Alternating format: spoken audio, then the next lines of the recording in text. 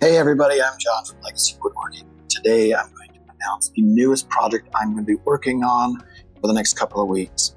Now, for those of you who don't know me, I've got 5 kids. Ages range from 8 to 18. And if you have 5 kids or even 1 or 2, you know that the house can be a little chaotic. Anything you can do to organize it makes it just a little easier to live in. So a while back, while I was searching around for projects to build, I found that coat rack, and I built this thing a little while back, and we did some nice flares to it, made it kind of our own. And while searching for something like this, I found these really cool coat racks, these clothing racks, and I really like this style of rack. It looks beautiful. It's a great idea. You can hang your pants, your shirt, your jacket, and maybe put your shoes down here at the bottom just to kind of finish it all out. So after looking at this thing, I said, you know what? I think we can make something similar to that one that would look really good in each of my kids' room. Stay in the corner, stay out of the way, give them a place to put their stuff, organize themselves so that the next morning, when they're trying to get off to school or trying to get off to work, they know exactly what they have, get dressed, and get on with their day. So let's get to work. Now again, having 5 kids, I got a lot to make. So I'm going to use a full 4-foot by 8-foot sheet, and I'm going to start by just creating a block that is going to be 45 by 10.5. And I figure that's a big enough piece to work on for this thing. 10.5 wide is going to be long enough to put any shoes on the bottom. I'm going to put a little peg in there to hang your backpack up on inside of it. And then it'll be tall enough that you can hang all your stuff on there without it dragging on the ground, but short enough that even my 8-year-old can grab his clothing off of it. So let's start working on our design. First things first, we're going to go into node mode by hitting N on our keyboard. Right-clicking up here on this little guy, going to Properties, and do a relative move in the X of -8 inches. That's just going to bring it back and out of the way. The next thing I'm going to do is we're going to draw ourselves a polyline from the middle of that, the middle of this. That way we split it in 2. That's going to lay out where we're going to put our holes in as we hang our dowels across there. So let's work on all 3 of these now. We're going to go into node mode. And hit B for Bezier, B for Bezier, and B for Bezier. Now with all of these selected, I'm going to grab all 6 of those inner handles, and I'm just going to drive them out with my arrow keys until I get a curve that I'm pretty happy with. I like the bottom curve. I think the top curve needs to go just a little more. So here is the shape of my piece. I quite like that. I think it's going to be about what I want to do, so I'm going to leave it just like that. Do I know the measurements of how many times I bumped it out or anything else? No. I want you to design this the way you like it. It's your clothing rack, build it your way. This is just what I think looks good. Second thing I'm going to do is that the dowels aren't going to go all the way down to the bottom. They're going to go about halfway. I'm going to select this guy, right-click on it, and then say Insert a Midpoint. Then just hit D to delete the bottom half. So now my circles are going to go start at the top and work their way down. Other thing is they're not going to be quite all the way at the top, so I'm going to just take and I'm going to split that off. I'd say about right there. Looks good. And let's just shear off that top area. Okay. So now my dowels are going to be somewhere around there. Let's go ahead and lay those in. Now it is a Maverick CNC machine that I'm going to be working on, which means I can turn all of my dowels. However, in this case, you can't beat going to Home Depot buying a closet pole that's 8 feet long for $5. So I did that instead. Now that dowel happens to be 1 5/16 in diameter, so there's my 1 5/16 hole.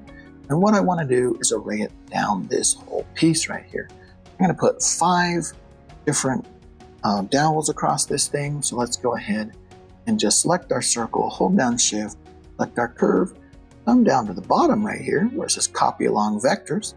And we're going to copy our object. We're going to do 5 of them. Say copy. Boom. There we go.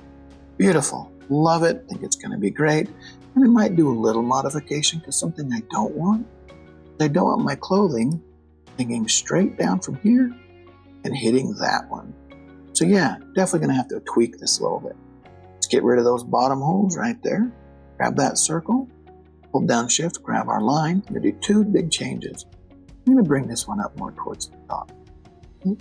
And my second change, this is going to come more this way, and this is going to bend outward that way. I'm going to give myself just a little bit more flex in my line there. So it's not going to go right down the center, but it's going to be close. All right, let's do that copy object thing again. See what we can do. Select the circle, then your line, copy our objects, hit copy. Okay, that looks just a little better. I'm still seeing this one's going to be great, this one's going to be great. These are going to have to be short for like your socks, maybe your drawers, your chonies as we call them, and then of course your pants down. My 8-year-old, you got to call him what he recognizes. All right, let's select that one, get it out of the way, and move this one here.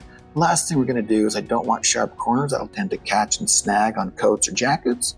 So we're going to go over here to our fillet tool, click on that one, and let's go with a 1/2 inch. Let's see what that does. That's not too bad. I might go a little bigger, so let's Control Z both of those, and let's go to a 3/4. I like that a whole lot more. I think that's going to be great. So let's go ahead and just build our part now. This is our right side. We're going to take this, we're going to copy and paste it, and then we're just going to rotate it, and that's going to be our left side. Oh, that's not right. We don't want to rotate it. Okay, we want to do a horizontal flip to it, then rotate it. Now I can bring this over here, move it up a little bit, and let's nest this thing in nice and tight. I'm going to grab this, just rotate this over. Slide that in where I'm nice and close. That way I can make 5 of these, because again, 5 kids, got a lot to make.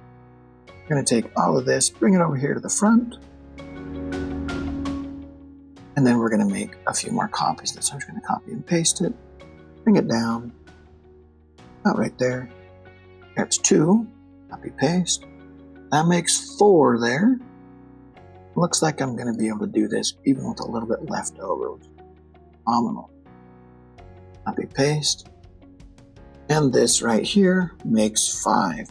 Now with the leftover sheet up here, what I want to do is I want to make the base for this thing. Now that's 10.5 this way.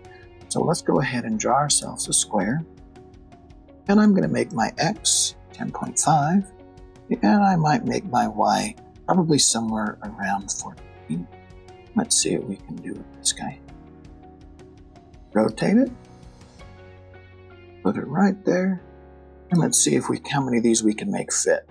Crossing my fingers for 5, but I'm pretty sure I'm not going to quite make 5. I think we'll make 4. For Y, I'm going to say let's do 5 just for fun. And we're going to put a gap in between them. Let's say of 3/8 of them. Yeah. Looks like 4 is all you get. So we're going to Control Z that, go down to 4, and let's go ahead and make our gap like 1 inch. It's not going to matter anyway. There we are there. You guys are here. We're just going to center that in the up down. It looks like we got plenty of room to build everything except for one small sheet of plywood. Can't make it any thinner since I already drew these ones, so that's what we get. This is almost everything we need to build 5 full. All right, our next step is to do our coding. So let's go ahead and select all those inner circles. I'm going to hit G to group them. And we're going to come over here and we're just going to pocket those down. They don't need to be very deep. The only reason I'm pocketing them in is so that I can put my closet pole, into there and hold them in place while I go ahead and set. So I'm going to only cut this down 1/8 of an inch. And I'm going to grab a 10 mil to do that. And the one I'm going to use for that one is just going to be a 2-flute, a straight cutter 1/2 inch in diameter. Going to be a quick, fast cutter. And we're going to go ahead and just use that one to just pocket everything. And come to think of it, might as well go 1/4. Got plenty of dowel for this. Let's cut. Okay, so here we go. That's a lot of holes. And the last thing we're going to do is just do our cutout. Again, this is going to be pretty quick. Let's go ahead and just hold down Shift and select everything. That's going to reverse the selection from the circles to the outside pieces. I'll go profile on this one. I'm going to go to my Z depth, and that means all the way through the material. Now if I go Z plus 0.03125 and hit equals, I'm going to go down, a little bit deeper than that, a 32nd deeper than 3/4. I usually like to go about 0.77, a little bit less than 32nd. I'm going to go to select. This time I'm going to use a 1/4 inch down spiral. I'm a big fan of the down spiral when I'm working with plywood, because I don't want anything to tear out. I'm going to make these out of oak plywood, then I'm going to veneer the fronts and backs of them, which you'll get to see me do throughout the project. This time it's going to be outside the line. I am going to ramp my toolpath smoothly, and my rule of thumb is 4 times the diameter, so I'm going to ramp it 1 inch and calculate that. It's going to give me a quick warning saying, hey dude, you're going to cut all the way through, and I'm going to say, yep, I know. Preview our tool. There we are. This is our part. Now, one thing you'll notice right away is this is a white sheet, kind of weird, so let me show you how to fix that really quickly, just so we can get a better view. Go to our design tab, come down here to set job dimensions and origin. Down here at the bottom, where it says material settings, I'm going to come off a solid color, and let's pretend we're making that cherry plywood. That's the way it works. Double click here, and there's all your pieces. It's ready to assemble. In the next video, we'll show some cutting, and we're going to get this thing put together. Thank you guys so much for hanging out with me today. Hope to see you guys in the next one. Have a good day. Kind to each other. See you soon.